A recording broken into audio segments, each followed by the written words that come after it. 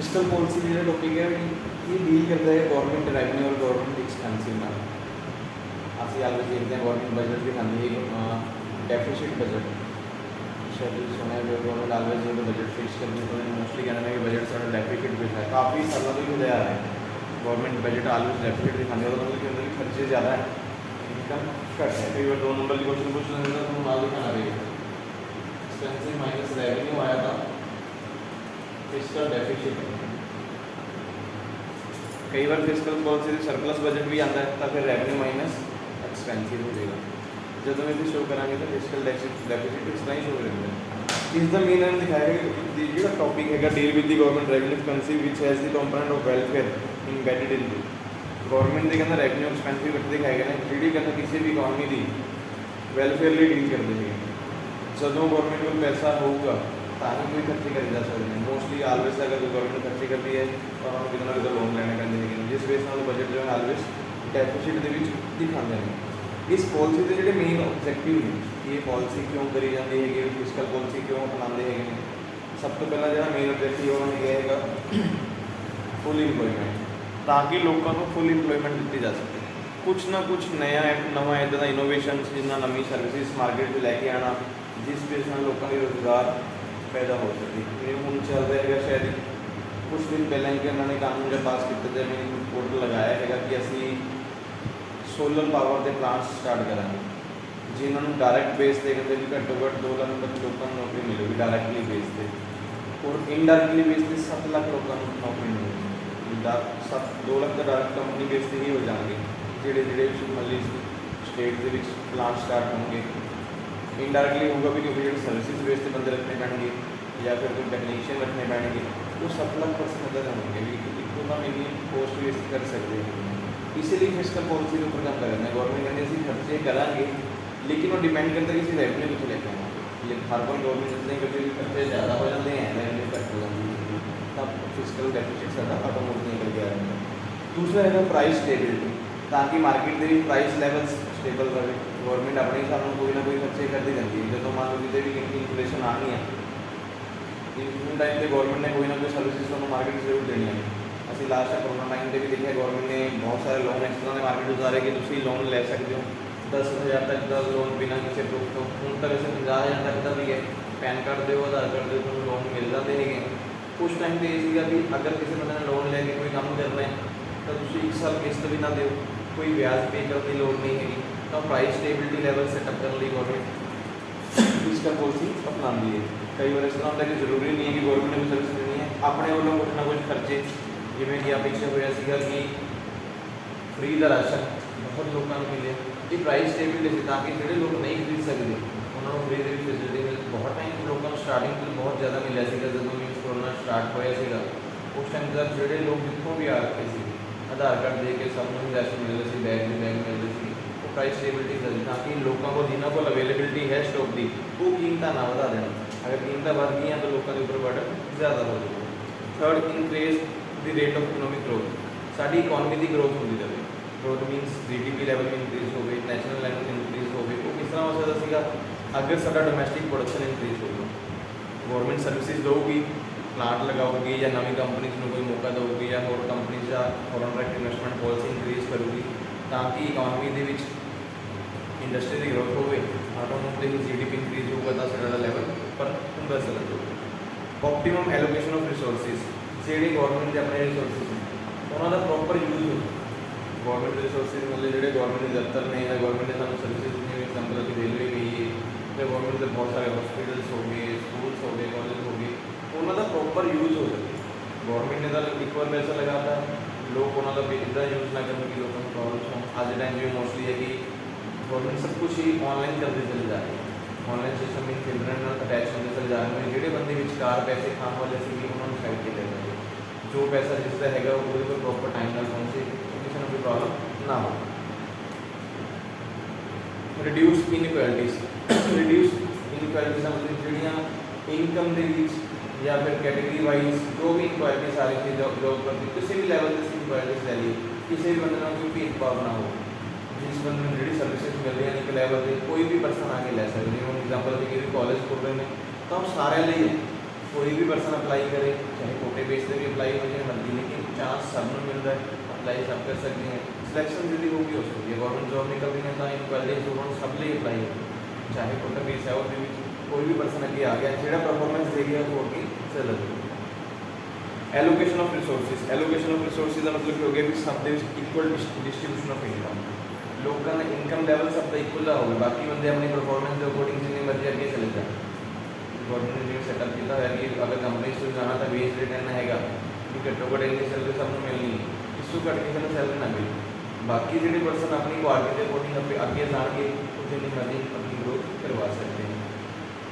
Economic stability, economic level तो सारी stability बनी रहे, मीनस गवर्नमेंट की जी GDP लैवल है वो कभी घटे, कई बार रिसेशन पीरियड भी आ जाता है कि साड़ी GDP बहुत डाउन कोरोना टाइम तक हो ही गई थी, लगभग 0 ही हो गई थी, GDP खत्म हो गई, प्रोडक्शन बंद से सारे फर्म सब बंद से गए, वो स्टेबिलिटी लैवल बनया जाता है। आज के टाइम साड़ी इकोनॉमी अपनी कप भी हो गई, GDP लैवल जो बहुत ज़्यादा है, असं इकोनॉमिक ग्रोथ से हम शायद आए भी थे 5वें नंबर से आए हैं इकोनॉमी तो वो लैवल भी गवर्नमेंट कहती है कि मेनटेन बना रहे, इसलिए फिजिकल पॉलिसी अपनाएगी गवर्नमेंट, जितने ज़्यादा खर्चे करोगी उतना ज़्यादा बेनिफिट इकोनॉमी में होने लगेगा। इस तो इलावा सी कि लोगों का सेविंग लैवल बनाया रहे, कुछ अलग तो भी इसे पॉइंट लगा सकते हैं कि लोगों की सेविंग या इन्वेस्टमेंट लैवल इंक्रीज रहे, गवर्नमेंट खर्चे करोगी तो गवर्नमेंट लोगों को लगे कोई गवर्नमेंट पैसा दे रही है, कोई स्कीम सदा लेके आनी है, किसी पैसे लगाओ। मैं एग्जाम्पल लाना था, आजकल बैंक के अकाउंट ओपन करवाओ 12 रुपये की इंश्योरेंस, हम 12 नहीं तो 20 रुपये की होगी, 20 रुपये की इंश्योरेंस मोस्टली सब ही करवाते हैं।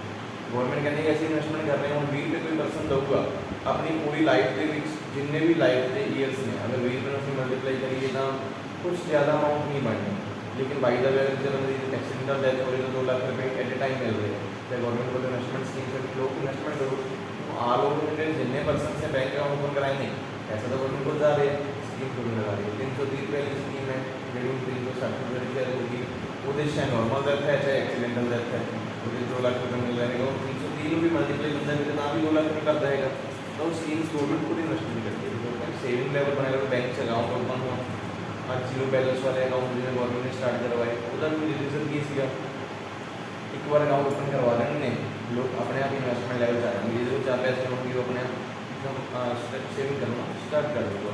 उस तो बाद रिड्यूस दी पावर्टी लाइन, जी गरीबी रेखा की लाइन है उनको भी थोड़ा दूर कराया जाए, इसलिए भी गवर्नमेंट ने अपना फिजिकल पॉलिसी लेके आई है। जिन्होंने लोगों को लगता है कि लोड है उन्होंने बस फैसिलिटीज दित्तियां जान, बाकी लोग अपलिफ्ट हैं, गवर्नमेंट खर्चे करूँगी, लोगों ने जॉब मिलनी, लोग अपने आप अपने सामने छोड़ जाएंगे।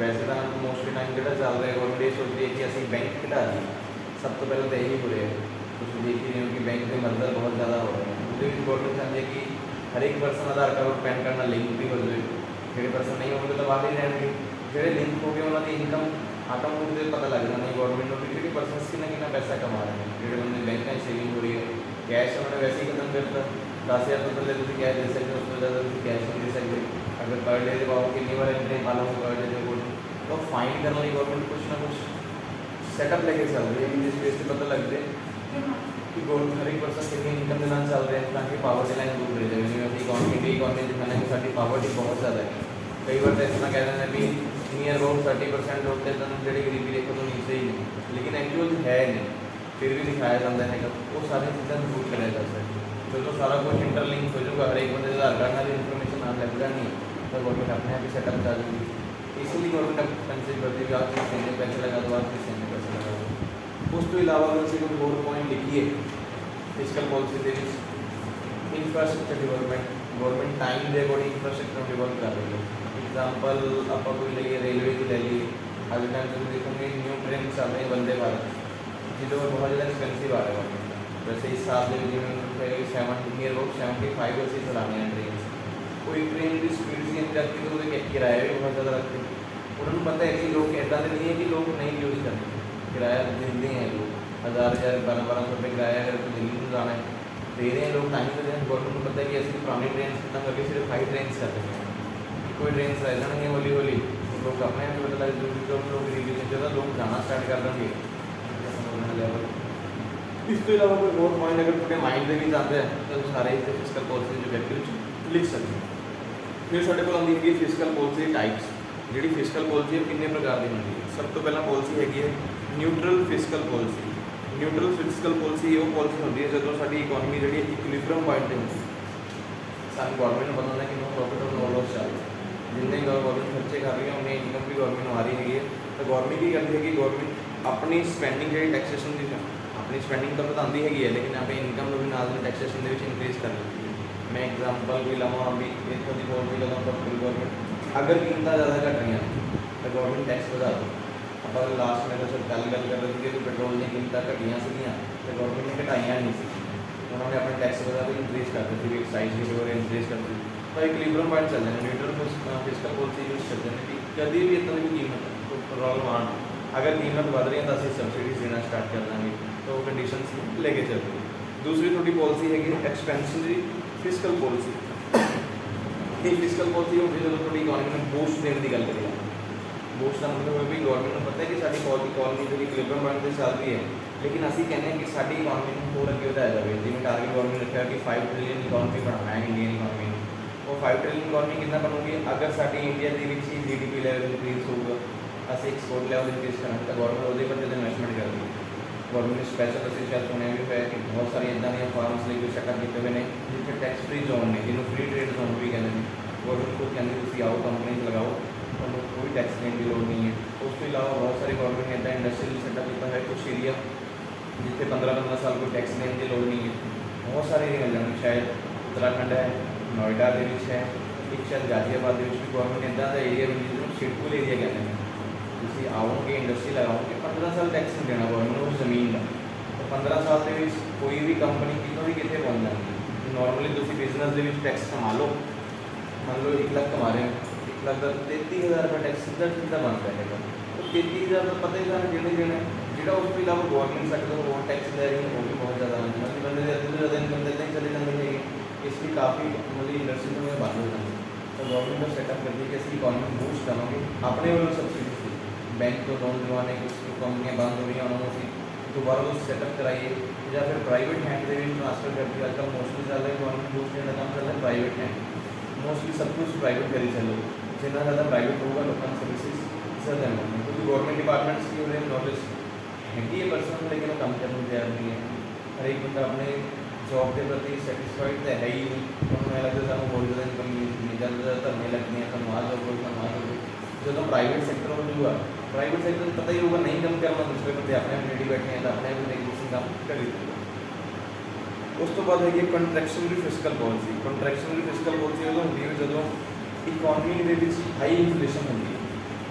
हाई इन्फ्लेशन होती है कीमत बहुत ज़्यादा बढ़िया चली जाती है। इस टाइम के गवर्नमेंट की करती है अपने खर्चे बढ़ा देती है।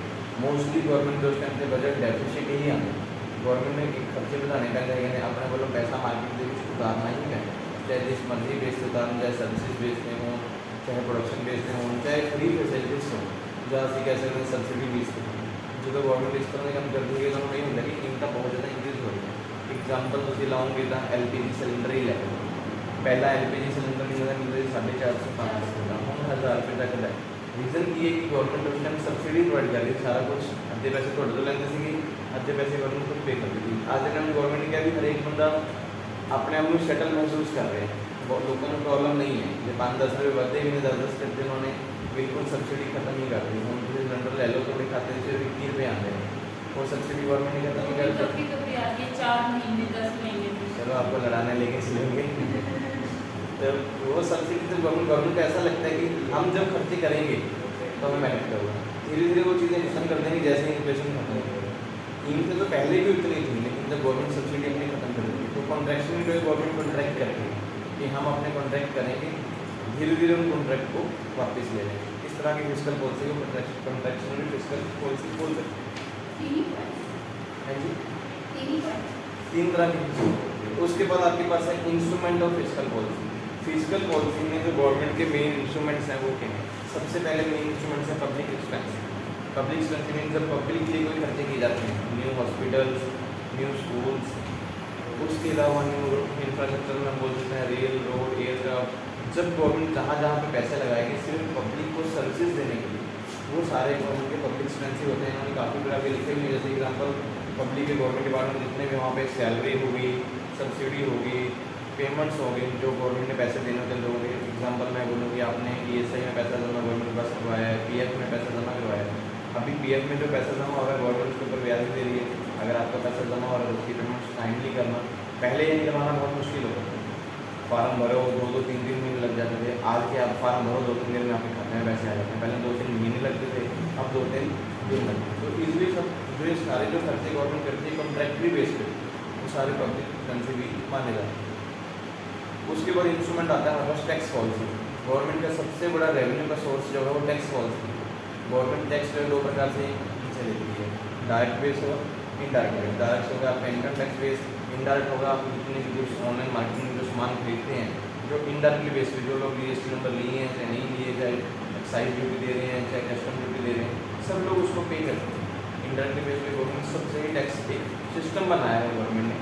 कई बार हम लोग हैं कि हम लोग बच के चल रहे हैं कि कहीं ना कहीं हम सब लोग उसमें से पैसा जरूर दे के आते हैं। गवर्नमेंट टैक्स कहाँ से इकट्ठा करेगी, चाहे इनकम टैक्स है, चाहे रोड टैक्स है, ट्रांसपोर्टेशन टैक्स है, गवर्नमेंट व्हीकल टैक्स है, बहुत प्रकार के टैक्स गवर्नमेंट इकट्ठी करती है, जिस बेस पे गवर्नमेंट को इनकम आती है। क्योंकि गवर्नमेंट ने अगर आपको सर्विस देनी है तो पैसा कहीं ना कहीं से कमाना है। उसके बाद पब्लिक डेब्ट, ये भी गवर्नमेंट का इंस्ट्रूमेंट है फिस्कल पॉलिसी में। पब्लिक डेब्ट में सबसे पहले लोगों को पैसे देना। मैं एग्जाम्पल पब्लिक डेब्ट में बोलेंगे commercial bank. Commercial bank government ने सेटअप किए हुए हैं, गवर्नमेंट के अपने बैंक हैं काफ़ी बैंक। जैसे सबसे बड़ा बैंक हम बोल सकते हैं स्टेट बैंक, ये सबसे बड़ा बैंक है। इसके पहले ग्रुप भी थे 5-6 मल्टी बैंक इसमें अंडर काम कर रहे थे, अभी उन्होंने मर्ज करके एक ही कर दिया। सबसे बड़ा बैंक है। सबसे पहले जो भी स्कीम्स आएंगी, पॉलिसी आएंगी, आपको स्टेट बैंक से ही मिलेंगी। उसके बाद bank of India, Punjab national bank या फिर जो भी गवर्नमेंट के सरकारी बैंक चल रहे हैं, उनमें जो फैसिलिटीज गवर्नमेंट प्रोवाइड करती है। अगर आपने लोन लेने हैं इजीली बेस पे ले सकते हैं, गवर्नमेंट की रिक्वायरमेंट है उनको पूरा कीजिए, आप इजीली बेस पे। उसके अलावा government non banking financial intermediary, non banking financial में से जो कुछ ऐसी संस्थाएं जो सिर्फ बैंकिंग का काम नहीं करती लेकिन फिर भी फाइनेंस प्रोवाइड का काम करती हैं। प्राइवेट सेक्टर जैसे मैं एग्जाम्पल ले लूँ, आज के टाइम बहुत सारी ऐसी संस्थान चल रही हैं, Bajaj finance, IDFC, capital first, बहुत से जनलक्ष्मी, धनलक्ष्मी, ऐसे बहुत सारे बैंक चल रहे हैं जो डिपॉजिट का काम कम करते हैं, पैसे प्रोवाइड करने का काम ज़्यादा करते हैं। इसके अलावा न्यू इंस्ट्रूमेंट पॉलिसी, कुछ नए बैंक ऐसे भी चलाए गवर्नमेंट ने। मैं एग्जाम्पल बंधन बैंक चला सुना होगी, कुछ टाइम पहले ही, शायद 2-3 साल पहले ही स्टार्ट हुआ था। ये गवर्नमेंट नया बैंक स्टार्ट किया, इन्वेस्टमेंट के लिए। उसमें क्या सेविंग रेट भी बहुत ज़्यादा है। अगर आप पैसे जमा करवा रहे नॉर्मल बैंक में 4% तो उसमें 6% है। तो गवर्नमेंट इसी हिसाब से कोई ना कोई इंस्ट्रूमेंट्स अपने लेके आते रहते हैं जिसपे से लोगों को लगे कि यहाँ पैसे लगाने में बेनिफिट है। उसके बाद बजट, सबसे बड़ा इंस्ट्रूमेंट गवर्नमेंट का है बजट, फिस्कल पॉलिसी में। गवर्नमेंट जब हर साल अपना आम बजट पेश करती है, आम बजट और रेलवे बजट अपने इकट्ठे पेश कर देते हैं। आम बजट में गवर्नमेंट दिखाती है कि हम लोग कितना कहाँ पे एक्सपेंसिव लगाने वाले हैं और कहाँ से इनकम जनरेट करने वाले हैं। तो फिस्कल पॉलिसी का ये इंस्ट्रूमेंट है। इसके अलावा इसमें जो खर्चे आएंगे वो भी 2 प्रकार के, कैपिटल एक्सपेंसिव और नॉर्मल एक्सपेंसिव शायद बोल रहे हैं। कैपिटल एक्सपेंसिव होते हैं, कैपिटल एक्सपेंसिव समझते कौन से एक्सपेंसिव होते हैं, कोई भी हम गवर्नमेंट जो फिक्स एसेट के ऊपर पैसा लगा रहे हैं, जैसे हम बोले कि मशीनरी खरीदने हैं, कोई प्लांट लगा रहे हैं या कोई बिल्डिंग ऐसे लगा रहे हैं, कोई हमारी जैसे सेस्टर सीमा बल है उनके लिए कोई ना कोई पैसा लगा रहे हैं, ये सारे उनके कैपिटल एक्सपेंसिव होते हैं जिसका बेनिफिट हो डेली बेस पे यूज़ करते हैं। उसके बाद है रेवेन्यू एक्सपेंसिव। रेवेन्यू एक्सपेंसिव वो खर्चे जो गवर्नमेंट करते हैं जिससे उनको इनकम जनरेट हो सके।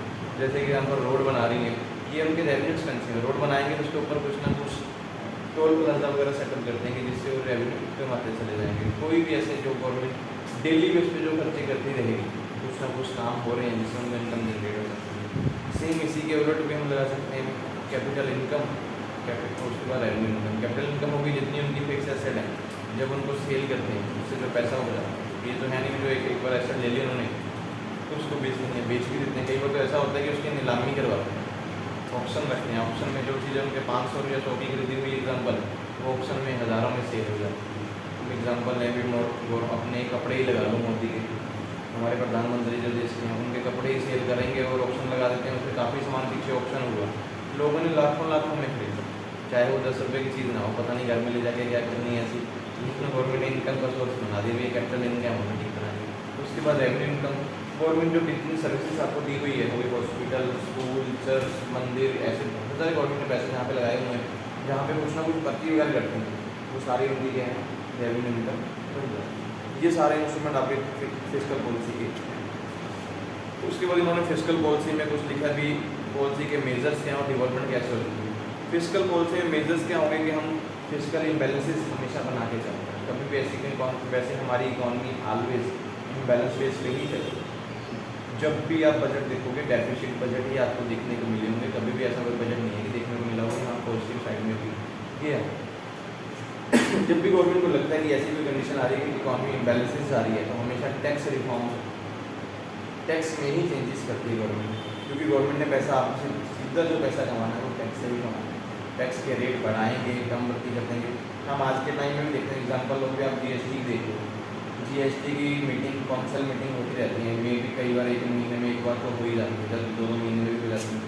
उसमें कुछ गुड्स के टैक्स तो कम कर देते हैं, लेकिन कुछ जो नेसेसरी गुड्स होते हैं उसके रेट इंक्रीज हो जाते हैं। अगर मान लो 12 में उसको 18 में ले जाते हैं, 18 से लेकर 28 में ले जाते हैं। इस तरह से अप डाउन चलता रहता है।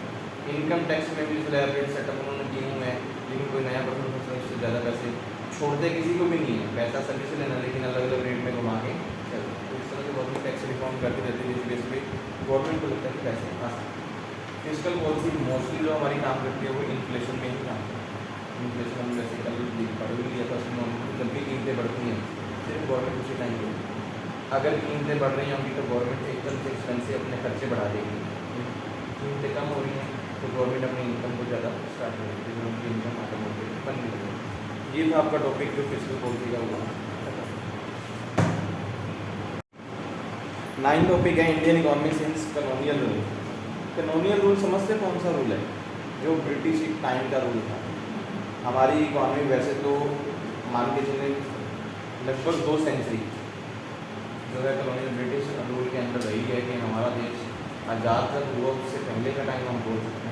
उस टाइम पे इन्होंने बोला उस टाइम से लेके हमारी इकोनॉमी में क्या चल रहा है, तब से लेके कॉलोनियल रूल, जब कॉलोनियल रूल हमारी इकोनॉमी में आया तो हम ऐसा बोल सकते हैं कि उन्होंने फीचर्स बोले हैं। उसमें क्या क्या इकोनॉमी में फीचर्स हुए, सबसे पहले फीचर्स में बताया कि एग्रीकल्चर, जो हमारी एग्रीकल्चर थी वो सिर्फ सीमित एरिया में ही रही। पहले जब कॉलोनियल रूल नहीं था लोग क्या सिर्फ खेती बाड़ी करते थे, सभी लोग ही करते थे, कोई ऐसे लोग नहीं थे कि सब लोग खेती बाड़ी करते थे, अपना गुजारा करते थे।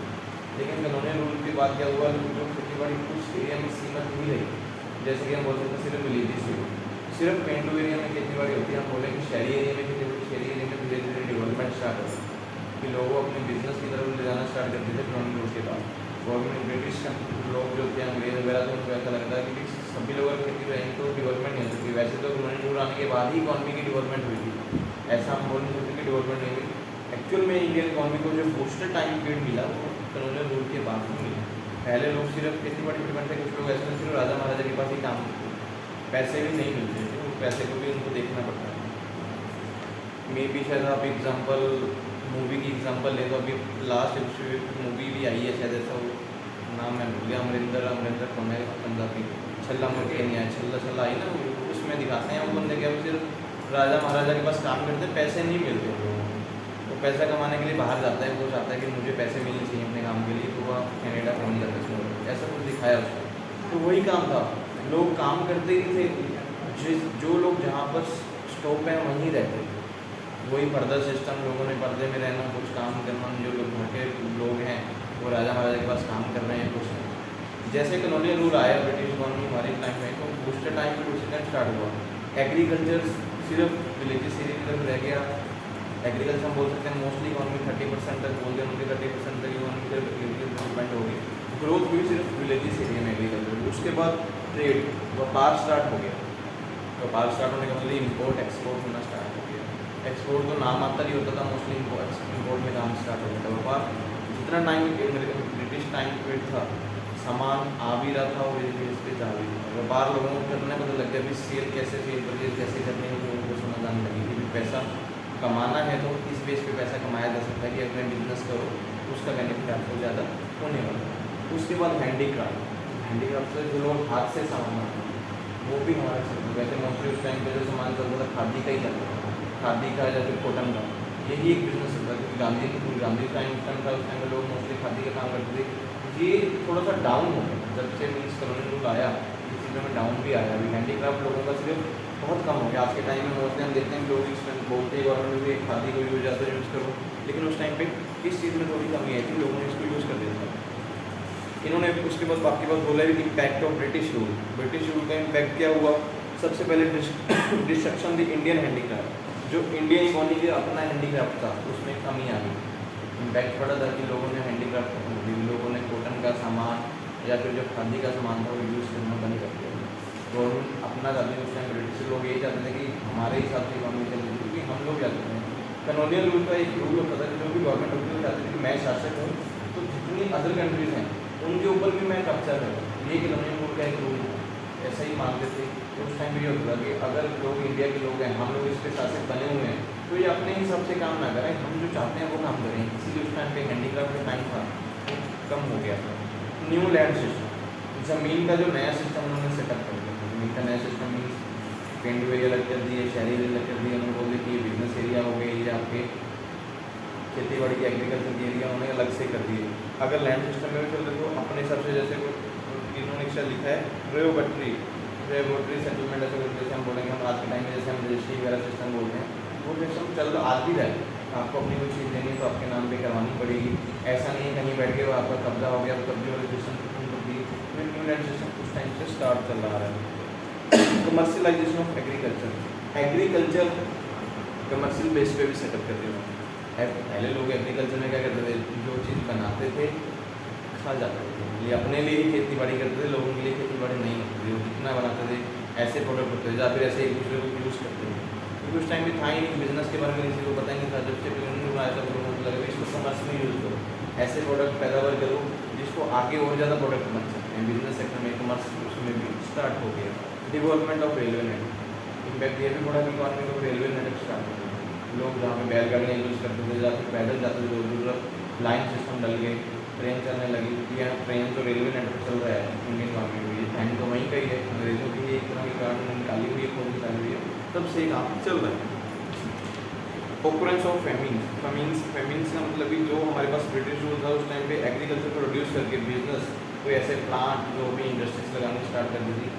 धीरे धीरे लोगों को समझ आने लगा था कि हाँ इसको काम करने में बेनिफिट है। वही मैंने एग्जाम्पल आपको मूवी थी उसमें दिखाया गया कि लोग काम करने के लिए फिर वहाँ जाना स्टार्ट कर दिए, कनाडा पहुँच जाते थे, वहाँ पे काम करने समुंदर से 2-3 महीने लगते थे समुंदर से जाने के लिए, तो पहुँच कर वो बंदे वहाँ पे काम करते थे, वहाँ दिखाते थे उद्योग चल रहा है तो वहीं से पैसे कमा के ले स्टार्ट कर दिए। तो ये लोगों को समझ आने लगे कि ये सब कुछ हमारी इंडियन इकोनॉमी में हुआ। ट्रांसफॉर्मिंग ऑफ ट्रेड पैटर्न, व्यापार करने का जो तरीका था वो भी होना चाहिए। आप अपने घर की तरह व्यापार जो पहले चलते थे भी कोई पर्सन ले जाओ, एग्जाम्पल में एकदम पहले बोलूँ जैसे आज के टाइम में दूध सेल होता है, इतने रुपये हम लीटर लेते हैं। पहले लोग क्या सोचते थे, अगर हम दूध किसी को दे रहे हैं तो ये पाप समझते थे, ऐसे बोल रहे अगर आपने लेके जाना पैसे नहीं लेने यूज़ कर लो।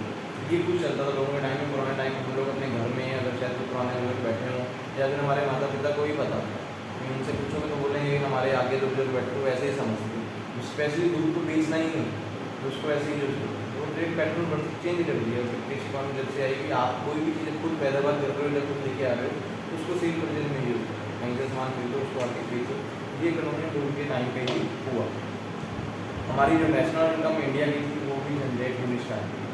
गवर्नमेंट की पहले कोई अपनी इनकम नहीं थी, इंडियन इकोनॉमी वैसे ही स्टेबल थी, चल रही थी, लेकिन जैसे ब्रिटिश रूल आया तो इकोनॉमी अपने आप ही ग्रोथ होनी स्टार्ट हुई, क्योंकि लोग बिजनेस में आ गए, वही सामान बिकने लगा, लोग खरीदने भी लगे आगे, तो इकोनॉमी अपने आप ही ग्रोथ होनी स्टार्ट हो गई। अब आगे आपके पास मेजरमेंट दिया, मेजरमेंट में जो डाटा है वो तो हम नहीं देखेंगे। उसके बाद इन्होंने इकोनॉमिक चेंजेस इन इंडिया में जो चेंजेस है वो 3 फेज में है, अलग अलग टाइम पीरियड बताए हैं उन्होंने। टाइम पीरियड सबसे पहले 1950 से 64, उसके बाद 65 से 85 और 86 से 2020, ये अलग अलग फेज दिखा रहे हैं इकोनॉमी। तब से ही हमारी रिफॉर्म करती है, जो हमारा आज का रिफॉर्म पीरियड दिखाया है उसमें हमारी ग्रोथ को सबसे ज़्यादा दिखा सकते हैं। जो 1986 के बाद की लेके 2020 तक का मेन रिफॉर्म पीरियड है, उसके पहले रिफॉर्म पीरियड कम था। 1986 के बाद जाके ये एक्चुअल इकोनॉमी में रिफॉर्म आया। कैसे रिफॉर्म आया? सबसे पहले गवर्नमेंट ने देखा है LPG मॉडल देखा, लिबरलाइजेशन, प्राइवेटाइजेशन और ग्लोबलाइजेशन, ये सबसे बड़ा मेन मॉडल था गवर्नमेंट। उसको लेके कौन आया था? अगर हम एग्जाम्पल देखें तो डॉक्टर मनमोहन सिंह, उन्होंने स्टार्ट किया था कि LPG मॉडल इकॉनमी में आना चाहिए, तब भी जाके हम इकॉनमी में करते हैं बूस्टर हो सकते। सबसे ज़्यादा मेन उन्होंने जो प्रभाव डाला था वो बोलते थे FDI पॉलिसी लेके आए, फॉरेन डायरेक्ट इन्वेस्टमेंट बोलते अगर इकॉनमी में आएगी तो इकॉनमी को बूस्ट मिल सकता है। क्योंकि इकॉनमी में क्या था कि बजट डेफिसिट में चल रहे थे, खर्चे इतने ज़्यादा थे गवर्नमेंट के, तो गवर्नमेंट को लगता था कि हमें ग्रोथ करना बहुत ज़्यादा मुश्किल है। कई कई बार लोग बोलते हैं कि हाँ इकोनॉमिक पसंद था, उसने इकोनॉमी को बहुत ज़्यादा ग्रोथ दिया, GDP बहुत ज़्यादा बढ़ी, वो बढ़ने के पीछे रीज़न ही ये थे। उसको लगता था कि अगर हम बाहर की कंट्री में पैसा लगाएंगे, बाहर की कंट्री में पैसा लगाएंगे तो बेनिफिट है। आज के टाइम बहुत सारी कंट्री तो हम हमारी कंपनी ऐसी हैं जो बाहर की हैं, जो इंडिया में काम कर रहे हैं, उनको फ्री टैक्स पे काम स्टार्ट करवा दिया गया। ग्लोबलाइजेशन हम वर्ल्ड वाइड व्यापार कर रहे हैं, मोस्टली जोर दिया गया एक्सपोर्ट के ऊपर। जैसे उन्होंने 2020 इसमें काउंट किया है, आज के टाइम में सबसे ज़्यादा जोर किसलिए आता है, मेक इन इंडिया क्या है, इंडिया का प्रोडक्ट बनाओ वो बाहर भेजो। बहुत सारी ऐसी चीज़ें हम लोगों ने बाहर से मंगवानी बंद कर दी। सबसे बड़ी एग्जांपल है मेडिसिन की ले सकते हैं। मेडिसिन के शायद ये हम देखते हैं मेडिसिन के पैकिंग के लिए मटेरियल आता है ना, तो प्लास्टिक जब बनाते हैं, पता नहीं कितने लाख करोड़ रुपए का हम इम्पोर्ट करते हैं उस चीज़ को। तो यही कुछ हमारी इंडिया में बन रहा है। नोएडा साइड में, दिल्ली साइड में ऐसे प्लांट लगे हैं, तो यहीं पर उत्पादन स्टार्ट हो गए। लोगों की सोच चेंज हो गई, हमें लगता है कि हम अपना सामान बनाना चाहिए। ये खिलौने हो गए, पटाखे हो गए, दिवाली टाइम में जो हम कितना चाइनीज यूज़ करते थे, अब 1-2 साल से इसमें बहुत सारी कमी आई है, जिसकी वजह से हमारा इम्पोर्ट जो है कम हुआ, एक्सपोर्ट अपने आप ही बढ़ना स्टार्ट हो गया। तो हम इकॉनमी रिफॉर्म में जो तीसरा फेज़ बोलेंगे, ये 86 से 2020 तक का ही बोलेंगे। पहले जो 2 फेज़ हैं वो तो स्टार्ट हुआ जब काम स्टार्ट हुआ, कुछ टारगेट सेटअप किए गए, वो टारगेट उतने अचीवमेंट हुए नहीं। जो टारगेट अचीवमेंट स्टार्ट हुए आपके इसी टाइम के बाद में हुए, जब गवर्नमेंट ने एकदम रिफॉर्म किया। ये आपका टॉपिक है जो ब्रिटिश इकॉनमी का हम बोल सकते हैं, जिसमें इंडियन इकॉनमी